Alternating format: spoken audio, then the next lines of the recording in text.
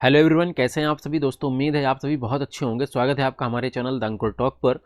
दोस्तों, जैसा कि आप सभी जानते हैं कि ईएमआरएस की तरफ से आंसर की रिलीज कर दी गई है और सभी बच्चों ने अपने अपने नंबर जोड़ करके निकाल लिए हैं। इसके बाद काफ़ी बच्चों के मन में अब ये कन्फ्यूज़न है कि हम लैंग्वेज में फ़ेल हो गए हैं, तो क्या हमको अब हटा दिया जाएगा, क्या हमको मौका मिलेगा या नहीं मिलेगा। और जो भाषा थी वो किस पोस्ट में क्वालिफाई करनी थी, टीजीटी में करनी थी, पीजीटी में करनी थी, हॉस्टल वार्डन में करनी थी, जैसे में अकाउंटेंट में। मतलब बहुत से बच्चे अभी इसी कन्फ्यूज़न में है कि हमने जो एग्ज़ाम दिया है उसमें लैंग्वेज क्वालिफाइंग थी या नहीं थी। तो इन सभी जो आपके दिमाग में प्रश्न चल रहे हैं, इनका जवाब मैं आपको इस वीडियो के माध्यम से देने वाला हूं। और साथ ही साथ हम ये भी बात करेंगे कि आखिर आपका जो रिजल्ट है वो कब तक रिलीज किया जा सकता है। तो अगर आपके मन में इस तरह के कन्फ्यूज़न है तो आप हमारी वीडियो पे बने रहिए। वीडियो पसंद आए तो लाइक करिएगा, शेयर करिएगा और चैनल को सब्सक्राइब करना बिल्कुल भी ना भूलें। और आप हमारा टेलीग्राम चैनल ज्वाइन कर सकते हैं, जहाँ पर हम आपको वीडियो से पहले भी लेटेस्ट इन्फॉर्मेशन दे देते हैं। दोस्तों, सबसे पहला सवाल जो बच्चों के मन में आ रहा है कि जो हमारी लैंग्वेज है, अगर हम लैंग्वेज में फेल हो गए हैं, जैसा कि आपको सभी को पता था कि हिंदी, इंग्लिश और एक आपकी रीजनल लैंग्वेज, इन तीन चीज़ों में आपको क्वालिफाई करना था। और ये क्वालिफाई सिर्फ और सिर्फ टीजीटी और पीजीटी कैंडिडेट्स के लिए था, यानी कि जो टीचर बनने जा रहे थे, टीचिंग पोस्ट थी, उसके लिए लैंग्वेज क्वालिफाइंग थी। उनमें इन लैंग्वेज में इन सभी विद्यार्थियों को 40% लाना अनिवार्य था, यानी कि 10 नंबर की थी तो 10 में 4 नंबर उनके आने चाहिए थे। तो इन सभी बच्चों में भी बहुत से बच्चों के क्या है कि लैंग्वेज क्वालिफाई नहीं है। आप सभी को बताया कि इंग्लिश ने काफ़ी ज़्यादा बच्चों को परेशान किया है और बहुत से बच्चे बोल रहे थे कि हिंदी में पैसेज आया, इंग्लिश में पैसेज नहीं आया। तो अगर आप मान के चलिए दोस्तों, जैसे समझते हैं कि इंग्लिश कठिन आई थी, हिंदी सरल आई थी, तो इस चीज़ को सीबीएसई समझेगा और क्या कहते हैं कि शायद कहीं ना कहीं आप लोग एक उम्मीद लगा के बैठते हैं कि हम लैंग्वेज क्वालिफाइंग नहीं है, लेकिन फिर भी शायद में हमारा रिजल्ट पे नाम आ जाए। तो देखिए, मैं आपको स्पष्ट कर देना चाहता हूँ, क्लियर कर देना चाहता हूँ दोस्तों, एक्चुअल में कोई भी वैकेंसी होती है, कोई भी भर्ती होती है, तो आप बात को ज़रा बहुत ध्यान से सुनिएगा और बहुत लॉजिक से समझिएगा कि कोई भी वैकेंसी होती है उसका एक रिक्रूटमेंट रूल होता है, यानी कि भर्ती किस नियम के अनुसार पर होगी, इसका एक प्रॉपर रूल होता है। और आप सभी को पता है कि ईएमआरएस की तरफ से वैकेंसी रिलीज करने से पहले, यानी कि नोटिफिकेशन रिलीज करने से पहले एक प्रॉपर रूल निकाले गए थे। अब उस रूल में ये चीज शामिल थी, या यूं कहिए जो नोटिफिकेशन होता है उसके आधार पर ही वैकेंसी होती है। तो नोटिफिकेशन में भी ये चीज शामिल थी कि जो टीचिंग पोस्ट है, टीजीटी पीजीटी वाले बंदे हैं, अगर इस प्रकार के कैंडिडेट फॉर्म भरते हैं जो टीजीटी के लिए एलिजिबल हैं, पीजीटी के लिए एलिजिबल हैं, उन्हें लैंग्वेज में क्वालिफाई करना होगा। तो अगर नियम ये है कि लैंग्वेज में क्वालिफाई करना होगा, तो दोस्तों अगर आप लैंग्वेज में क्वालिफाई हैं तो ही आपका रिजल्ट आएगा, अदरवाइज आपको मेरिट से बाहर कर दिया जाएगा।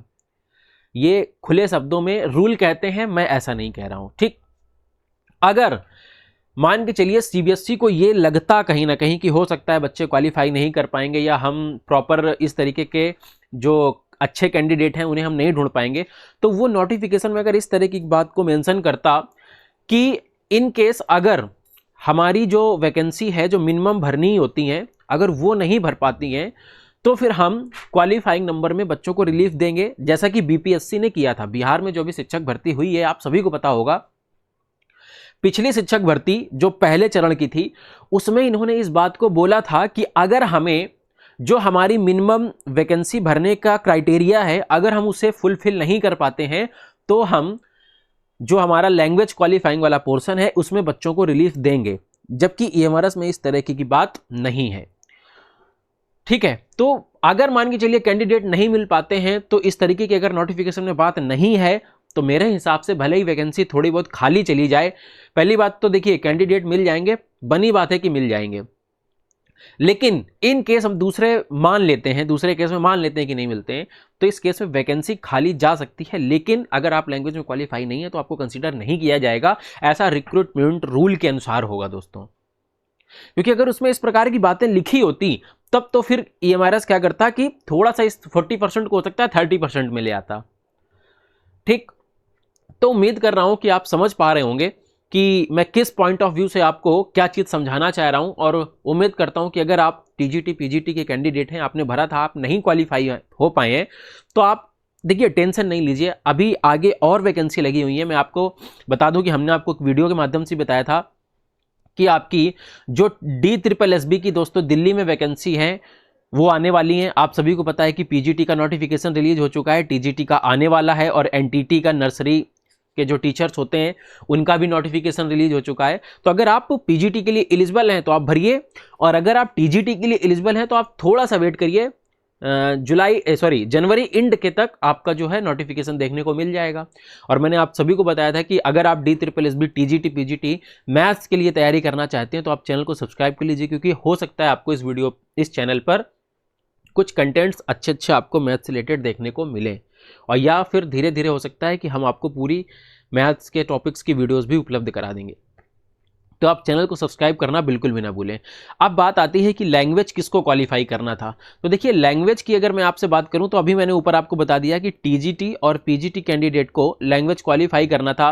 और अगर आप वार्डन पोस्ट के हैं, आपने हॉस्टल वार्डन पोस्ट के लिए अप्लाई किया था, तो यहाँ पे क्वालिफाई का कोई क्राइटेरिया नहीं था दोस्तों। यहाँ पे आपके जो नंबर हैं, हिंदी के हों, चाहे वो इंग्लिश के हों, चाहे वो आपके रीजनल लैंग्वेज के हों, सभी के सभी आपके मेरिट में जुड़ेंगे। यहाँ पे क्या है, मेरिट पे नहीं जुड़ेंगे।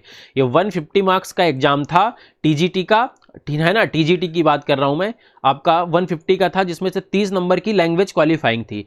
ऐसे पीजीटी का शायद में था, ठीक है, उसमें भी आप मान के चलिए जो भी आपके 30 नंबर थे, इन 30 नंबर को हटा दीजिए, बाकी जितने बच्चे, जैसे टीजीटी में 120 नंबर बचे आपके, तो इस 120 के बिहाफ पर मेरिट बनेगी। और जो मैंने आपको एक कट ऑफ की वीडियो बताई थी वो भी 120 नंबर पे है। उस पर काफी बच्चे कमेंट कर रहे थे कि आपने ये नहीं बताया कि हमने कट ऑफ 150 पे तैयार की है कि 120 पे। जो वो लैंग्वेज क्वालिफाइंग था उसके नंबर जुड़ने नहीं है, तो उसे क्यों जोड़ा जाएगा भाई, वो कट ऑफ आपकी 120 पर ही मैंने बनाई हुई है, ठीक।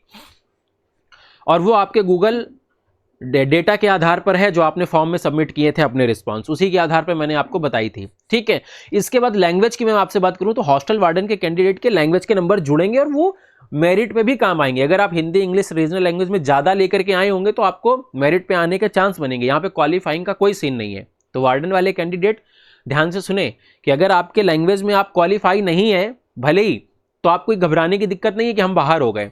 लैंग्वेज में नहीं अच्छे हैं, बाकी में अगर आप अच्छा करके आए, एडमिनिस्ट्रेटिव अप्रोच में आपने अच्छा किया हुआ है, जीके में अच्छा किया हुआ है, कंप्यूटर अच्छी गई है आपकी, अदर चीजों में नंबर अच्छे हैं, लैंग्वेज में नहीं है, कोई दिक्कत नहीं है, तब भी आप मेरिट में आ सकते हैं, ठीक है। तो कहने का मतलब ये नहीं है कि यहाँ पे अगर आप किसी एक में फेल हो गए हैं वार्डन वाले कैंडिडेट तो उनका रिजल्ट नहीं आएगा, वो इन पर लागू होती है, टीजीटी पीजीटी वालों पर। तो ये मैंने आपके जो मोस्ट कॉमन कंफ्यूजन था, ठीक है, वो मैंने आपका क्लियर कर दिया है। अब बारी ये आती है आपकी रिजल्ट कब तक आएगा। तो देखिए मैंने आपको पिछली वीडियो में भी बताया था कि आपका दोस्तों लास्ट जनवरी तक हर हाल में आपको जो आपका रिजल्ट है देखने को मिल जाएगा, और हो सकता है उससे पहले भी मिल जाए। और सोशल मीडिया में तो इस तरह की खबरें भी चल रही हैं कि 14 जनवरी के आसपास आपका रिजल्ट आने वाला है। तो देखते हैं क्या होता है। वैसे मेरी उम्मीद यह है कि 25 के पहले 25 जनवरी के आसपास या उससे पहले आपको रिजल्ट देखने को मिल सकता है। बाकी सोशल मीडिया पर इस तरह की खबरें भी हैं कि 14 जनवरी के आसपास रिजल्ट आने वाला है, तो देखते हैं। लेकिन ये बात तो तय है कि इस जनवरी में आपको EMRS का रिजल्ट देखने को मिल जाएगा। तो दोस्तों इस वीडियो में इतना ही। उम्मीद करता हूँ आपको वीडियो पसंद आई होगी। अगर आपको वीडियो पसंद आई है तो लाइक करना बिल्कुल भी ना भूलें, और आपका फिर भी कोई कन्फ्यूजन है तो आप नीचे कमेंट करिए, वहाँ पर आपको रिप्लाई देने का प्रयास किया जाएगा। इस वीडियो में इतना ही। वीडियो पसंद आए तो लाइक करिएगा, शेयर करिएगा, और चैनल को सब्सक्राइब करना बिल्कुल भी ना भूलें। और आप हमारा टेलीग्राम चैनल ज्वाइन कर सकते हैं, जहाँ पर इस तरह की इन्फॉर्मेशन हम आपको देते रहते हैं। मिलते हैं आपसे अगली वीडियो में, तब तक के लिए जय हिंद, जय भारत।